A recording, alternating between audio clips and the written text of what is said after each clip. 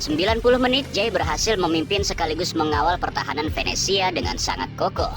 Namun sayang AS Roma mendapatkan hadiah penalti yang itu menjadi satu-satunya gol yang tercipta di malam itu. Bayangkan saja, tim sekelas AS Roma yang di dalamnya ada Paulo Dybala dan El Shaarawy pun bahkan tak mampu menembus pertahanan yang dibangun oleh Jay Itzes lewat open play. Bahkan pada satu momen, saat Jay Itzes telah terjatuh, ia masih berusaha menggunakan tubuhnya untuk memblok serangan pemain AS Roma. Mirip yang ia lakukan di timnas Indonesia.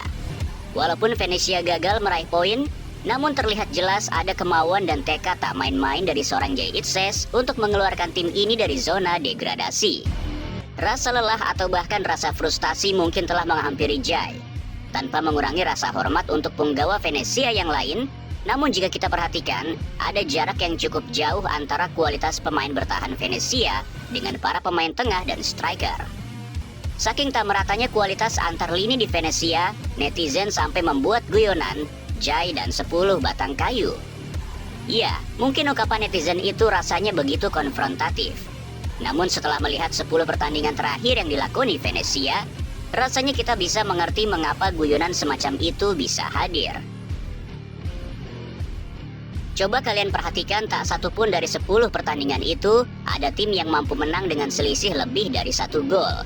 Padahal dalam 10 pertandingan terakhir tersebut, Venezia juga bertempur melawan Juventus, Napoli, Inter, dan Roma.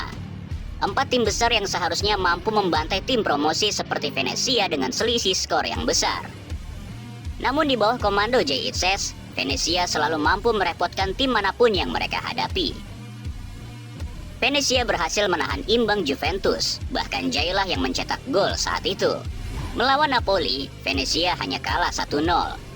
Bahkan seorang Lukaku yang lagi jago-jagonya di Napoli pun tak bisa berbuat apa-apa saat dimarking oleh Jay Itzes. Melawan Inter, Venezia hanya kalah 1-0.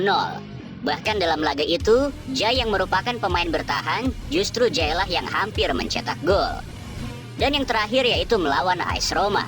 Venezia hanya kalah 1 gol, namun itu pun terjadi karena pelanggaran yang dilakukan oleh rekannya Jay Itzes di kotak penalti yang berbuah gol. Bahkan jika kita flashback lebih jauh ke beberapa pertandingan Venezia yang lalu, tentu kita ingat bagaimana saat Jay Itzes tiba-tiba menunjukkan sebuah akselerasi ke pertahanan lawan. Tak tanggung-tanggung, yang dihadapi saat itu adalah Inter Milan. Namun sayang, umpan sebagus itu dari Jay Itzes tak mampu diselesaikan menjadi gol oleh rekan setimnya. Ya, begitulah hal-hal yang mungkin membuat seorang Itzes lelah. Hasil yang didapati Venezia kalau tidak seri, ya kalah dengan skor tipis. Sekali lagi, tanpa mengurangi rasa hormat untuk punggawa Venezia yang lain, namun Jay Itzes seharusnya bisa berada di tim yang lebih dari tim yang sekarang. Karena yang kita takutkan adalah nasib Jay malah mirip dengan nasib seorang Tom Haye.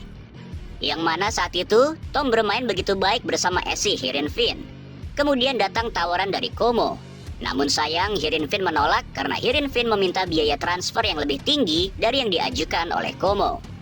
Mirip sekali dengan yang dialami oleh seorang Jay Itzes, yang mana Venezia membandrol harga yang lebih tinggi dari tawaran yang diajukan oleh Juventus untuk defender timnas yang satu ini. Jika boleh berpendapat, jujur kami kurang sependapat dengan statement ini. Pendapat kami, Juventus bukan semacam Tokyo Verdy, Cerezo Osaka, ataupun Suwon FC. Tim-tim dari Korea dan Jepang yang sangat licik, yang merekrut pemain kita karena pure hanya butuh popularitas semata. Juventus berbeda. Hal-hal semacam follower sosial media sudah menjadi hal receh dan tak begitu penting bagi mantan klub CR7 tersebut.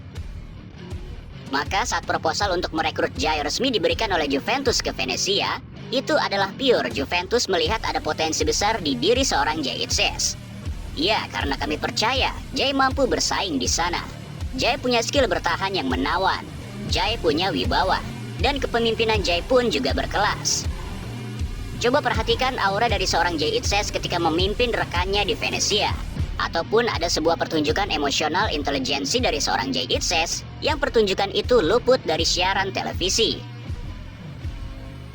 Jadi ceritanya, seusai laga timnas Indonesia melawan Jepang di GBK, para pemain Jepang ingin menggunakan lapangan untuk melakukan cooling down. Yang mana saat itu para punggawa timnas sudah melingkar di tengah lapangan untuk melakukan momen sakral, yaitu menyanyikan lagu Tanah Airku bersama para supporter. Ya, saat itu Jay jadi satu-satunya pemain timnas yang menyampaikan ke official timnas Jepang jika timnas Indonesia punya tradisi menyanyikan lagu Tanah Airku setelah pertandingan. Dengan cara yang begitu sopan serta komunikasi yang baik dari Jay Itzes, semuanya bisa berjalan dengan baik tanpa ada yang dirugikan. Saat itu supporter dan punggawa timnas bisa menyanyikan lagu Tanah Airku sampai selesai tanpa ada peristiwa semacam ini. Pemain serta ofisial dari timnas Jepang pun mengerti, dan mereka minggir dulu sampai ritual sakral itu berakhir, barulah mereka menggunakan lapangan GBK untuk cooling down. Bayangkan jika tak ada Jay Itzes saat itu, mungkin suasana sakral itu akan rusak. Kemudian supporter akan meluapkan emosinya ke ofisial Jepang. Dan setelah itu Indonesia lagi-lagi akan dianggap jelek di kancah sepak bola dunia. Ya, klub manapun yang memiliki pemain semacam Jay Itzes tentu akan mendapatkan banyak hal-hal baik. Satu pemain, namun begitu banyak fitur di dalamnya. Skill memarking striker buas dari tim lawan sudah teruji. Skill kepemimpinan juga jangan ditanya. Skill komunikasi serta mampu membakar semangat rekan setimnya juga ada di diri seorang Jay. Dan satu hal yang pasti adalah saat ada tim yang merekrut seorang Jay Itzes, maka bersiaplah, klub itu secara signifikan akan bertambah pula popularitasnya. Maka menurut kalian, sebaiknya kapten kita ini stay di Venezia atau hijrah di bursa transfer musim depan? Ada salah satu komentar dari viewers Icam Sport yang bunyinya seperti ini. Di kampung-kampung, anak-anak bermain bola yang berposisi back berebutan menyebut diri mereka sebagai seorang Jay Itzes.